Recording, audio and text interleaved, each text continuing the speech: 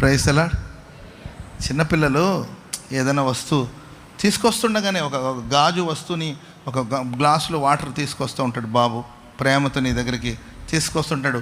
ఆడమ్మ ఆడికి రాగు రే రే రే జాగ్రత్త రే రే రే రే జాగ్రత్త రా అంటుంటుంది. జాగ్రత్త చెప్పడం తప్పు కాదు, జాగ్రత్త అంటుండగానే అది అద్దాలు గ్లాస్తో చేయబడిందిరా, అది పగిలిపోతుంది, జాగ్రత్త ఆ ప్లేట్ పగిలిపోతుంది అంటూ ఉంటుంది వాళ్ళ అమ్మగారు. నిజంగా మనం జాగ్రత్త అంటుంటే నిజంగా వాడు చేయి జారి అది పగిలిపోతుంది. అప్పుడు వెంటనే ఆ తల్లి కానీ ఆ తండ్రి కానీ లేకపోతే ఆ ఫ్యామిలీ మెంబర్, రే చెప్తే వినవా, నాకు ముందే తెలుసు, వీడు పెద్ద ప్రవక్త, నాకు ముందే తెలుసు పగిలిపోతుంది తెలుసు, వద్దన్న మమ్మీ నీకోసమే తీసుకొచ్చాను, ఎవడు తెమ్మన్నాడు నిన్ను, నేను ముంచుకొని తాగలేనా అని గట్టిగా గదిమేశారనుకోండి ప్రియులారా, ఇక జీవితంలో ఆయన ఎప్పుడు అలాంటి గ్లాస్ ముట్టుకోవాలంటే భయపడతాడు. అలాంటి గ్లాస్ చూస్తేనే అతని మనసులో సబ్కాన్షియస్ మైండ్లో అది ఉండిపోతుంది ఆయనకి. ఇక ఆ సందర్భం వస్తేనే భయపడిపోతాడు, పగిలిపోతుందేమో, అద్దం పగిలిపోతుందేమో అనే భయం తన మనసులో ఉండిపోయి ఇక ఆ పని చేయడానికి సాహసించలేరు. స్తోత్రం చెప్పండి అందరూ గట్టిగా. హల్లెలూయా. తిరస్కారం కొందరిని ఒంటరి వాళ్ళగా చేసేస్తుంది. తిరస్కారం కొన్నిసార్లు హృదయంలో గాయాన్ని కలుగు చేస్తుంది. దేహమందు గాయమైతే కుదుట పడును గదా, గుండె గాయము గురుతు పట్టిన నరుడు లేడు కదా. దేహమందు గాయమైతే కుదుట పడును కదా, గుండె గాయము గురుతు పట్టిన నరుడు లేడు కదా. దేహమందు గాయమైతే కుదుట పడును కదా, గుండె గాయము గురుతు పట్టిన నరుడు లేడు కదా. నీవే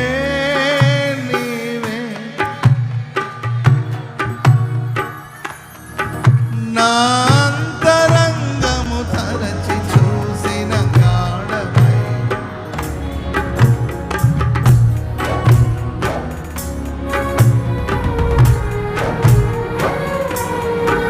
నీవు లేనిదే నా బ్రతుకులో విలువంటేనే లేదయ్యా, నీవు లేనిదే నా బ్రతుకులో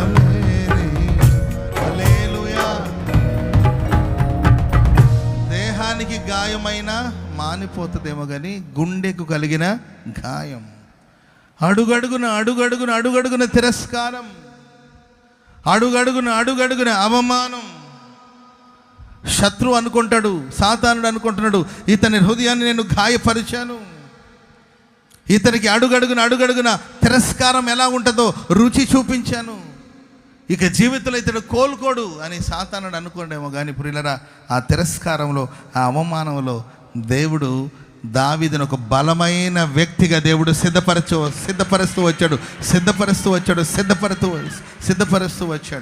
ప్రైజ్ ది లార్డ్. జీవితంలో దేవుడు నేను ఒక గొప్ప స్థానంలో నిలబెట్టే ముందు ఆ తిరస్కారపు మార్గంలో నడిపించి నిన్ను దేవుడు సిద్ధపరుస్తాడు. ఎన్నో సుత్తి దెబ్బలు తగిలితేనే కానీ ఒక రాయి శిల్పంగా మారదు. స్తోత్రం చెప్పండి గట్టిగా. నన్ను ఒక అద్భుతమైన శిల్పముగా, శిలగా ఉన్న మనల్ని శిల్పముగా మార్చడానికి కొరకు దేవుడు అనేక శ్రమల గుండా తీసుకెళ్ళినప్పటికీ కూడా ఈ తిరస్కారం మనల్ని ఏమీ చేయజాలరు. ఆమెను చెప్పండి గట్టిగా హల్లెలూయా. మనుషుల దృష్టిలో ఆయన కడసరి వాడేమో, దేవుని దృష్టిలో మొదటివాడు. ఆమెను చెప్పండి గట్టిగా. పక్కన వాళ్ళని చూసండి. మనుషుల దృష్టిలో మీరు కడసరి వాళ్ళేమో, మీరు ఆఖరి వాళ్ళేమో, కనిష్ఠులేమో, కానీ దేవుని దృష్టిలో మీరు మొదటి స్థానంలో ఉన్నారు. స్తోత్రం చెప్పండి గట్టిగా.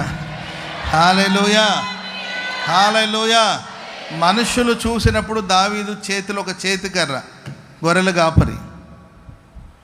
అతని గుర్తింపు ఏంటంటే, ఏం చేస్తుంటాడు దావీదు అంటే గొర్రెల కాపరి. అదిగో ఆయన చేతిలో ఒక చేతికర్ర ఉంది, ఆయన గొర్రెల కాపరి. మనుషులు చూసినప్పుడు అతని చేతిలో ఉన్న చేతికర్ర అతని ఒక కాపరిగా, ఒక జనరల్గా ఒక గొర్రెల కాపరిగా మనుషులు చూసారేమో. కానీ ఆ చేతికర్ర పట్టుకొని దావీదు తిరుగుతున్నప్పుడు దేవుడు దాని ఒక చేతికర్రంగా చూడలేదండి. రాబోయే కాలంలో ఈ కర్ర అతని చేతిలో ఒక రాజదండముగా మారబోతుంది, రాజ్యాన్ని పరిపాలించబోతుంది. హల్లెలూయా. ఆ చెట్టు కింద, ఆ లోయల్లో, ఆ కొండలో తిరుగుతూ ఎక్కడో ఆయన ఒక చెట్టు కింద కూర్చొని సితార వాయిస్తూ ఉంటే అందరు గొర్రెల కాపరి ఏదో పాడుకుంటున్నాడు, పిచ్చోడు పిచ్చి పాటలు ఏదో పాడుకుంటున్నాడని వాళ్ళు అనుకున్నారు. ఆ చెట్టు కింద కూర్చున్నప్పుడే దేవుడు అతడు సింహాసనం మీద కూర్చున్నట్లు చూశాడు. స్తోత్రం చెప్పండి అందరూ గట్టిగా హల్లెలూయా. నిశ్చయముగా దేవుడు నిన్ను ఎవరైనా మిమ్మల్ని రిజెక్ట్ చేస్తున్నారా, తిరస్కరిస్తున్నారా? ఒకటి మాత్రం వాస్తవం, ఆయన నిన్ను సిద్ధపరుస్తూ ఉన్నాడు. ఎందుకంటే ఉన్నత స్థాయికి దేవుడు ఒకరోజు హెచ్చించినప్పుడు అక్కడ తిరస్కారం వచ్చినా నీవు పెద్దగా పట్టించుకోకుండా ఉండాలని. ఆమెను చెప్పండి అందరూ గట్టిగా. నా లైఫ్లో అడుగడుగున నేను తిరస్కారాన్ని పానం చేశాను. తిరస్కారాన్ని ఎదుర్కోవడం కాదండి, పానం చేశాను. ఏదైనా నీవు దిగు పెద్ద చేసేవాడిలాగా ఎక్కడ దిగా అనేవాడు. వాళ్ళని నేను తప్పు పట్టడం కాదండి, అక్కడ దేవుడు నన్ను సిద్ధపరిచాడు. ఆమెను చెప్పండి అందరూ గట్టిగా. నేను ఎవరిని తప్పు పట్టను. దేవుని అనుమతి లేకుండా మన జీవితంలో ఏది జరగదు. మన తలలో నుండి ఒక తల వెంట్రుకలు రాలాలన్నా కూడా ఆయన అనుమతి లేకుండా ఏది జరగదు. నీకు రాదు దిగా అనేవాడు. చేయాలని ఆసక్తి ఉండేది, నీకు రాదులే దిగు. చేస్తేనే కదా ఏదైనా వస్తుందో లేదనే దానికి అసలు అవకాశం ఇవ్వకపోతే ఎట్లా? సరే, అది ఒంటరిగా ఉన్నప్పుడు అన్నా పర్వాలేదు, 10 మందిలో పబ్లిక్లో మనల్ని తిరస్కరించినప్పుడు ఇంకా మనం ఈ పనికి మనం పనికిరామేమో. Praise the lord. చెప్పండి గట్టిగా హల్లెలూయా. ఒక కుర్రోడు చాలా హుషారుగా, చురుగ్గా దేవుని పనిలో ఉండేవాడు, చాలా ఉత్సాహంగా ఉండేవాడు.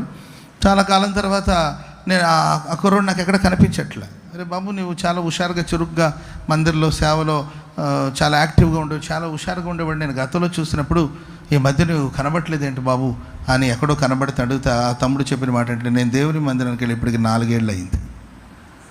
ఎన్నేళ్ళు అయింది? 4 years అయిందన్న నేను చర్చికి వెళ్ళి. అదేంటి తమ్ముడు, నువ్వు చాలా యాక్టివ్గా చర్చ్ కార్యక్రమాలు చాలా ఉత్సాహంగా కనబడేవాడు కదా, నువ్వు ఎందుకు చర్చ్ మానేసావు, మందిరం మానేసావు ఎందుకు అని అడిగితే అప్పుడు ఆయన అన్నాడు, అందరి మధ్యలో దైవ సేవకుడు ఒకసారి నన్ను వేదిక మీదే కోప్పడ్డాడు. ఏదో చిన్న పొరపాటు జరిగింది. ఆ చిన్న పొరపాటుకి జనాలందరూ చూస్తుండగా నన్ను గట్టిగా మందలించాడు. నేను అవమానాన్ని తీసుకోలేకపోయాను. అందరూ నా వైపు దీనంగా చూస్తున్నారు, నా కళ్ళలో నీళ్లు తిరుగుతుంది. దిగు కిందకి దిగమంటలా అని చెప్పి గట్టిగా గదిమాడు. సర్లే, తిట్టాడులే, నేను నిలబడే ఉన్నాను. దిగుతావా లేదా, నువ్వు వేదిక దిగుతావా లేకపోతే నన్ను దిగమంటావా అన్నాడు. అందరూ చూస్తుండగానే నేను వేదికని దిగాను, మందిరాన్ని నుండి బయటికి వెళ్ళిపోయాను. ఇప్పటికి 4 ఏళ్ళు అయ్యింది, నేను మళ్ళీ దేవుని మందిలో అడుగు పెట్టలేదంటే నా గుండె బద్దలైపోయింది. ఒక్క తిరస్కారం. సరే, ఆ కాపరి ఏదో చెడు అని నేను అనను.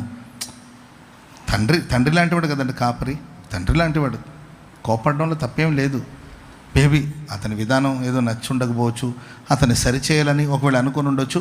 దానికోసం ఆయన గద్దించడం, మందలించడం. కానీ ఆ ఒక గద్దింపు ఏంటంటే ఆ పబ్లిక్లో 10 మందిలో తిరస్కరించిన తిరస్కారం జీవితంలో ఆయన ఎన్నడూ మరలా దేవుని సన్నిధికి వెళ్ళలేకపోయాడు. నేను అన్నాను, నాన్న, మీ నాన్న ఒక మాట అంటే నీవు భరించలేవా?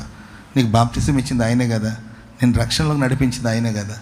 ఆయన ఒక మాట అన్నాడని నీవు దూరం అయిపోతే ఎట్లా? జీవితంలో ఇంకా ఇంతకన్నా గొప్ప గొప్ప తిరస్కారాలు ఎన్నో వస్తాయి. వాటన్నిటినీ మనం ఎదిరించడానికి, వాటిలో నిలబడడానికి దేవుడు మనల్ని ఈ తిరస్కారపు మాటలు నడిపించి మనల్ని సిద్ధపరుస్తూ ఉంటాడు. చెప్పండి కొడుతూ దేవునికి స్తోత్రం చెప్పండి. గట్టి గట్టి గట్టి గట్టి గట్టిగా హల్లెలూయా చెప్పండి. గట్టిగా హల్లెలూయా.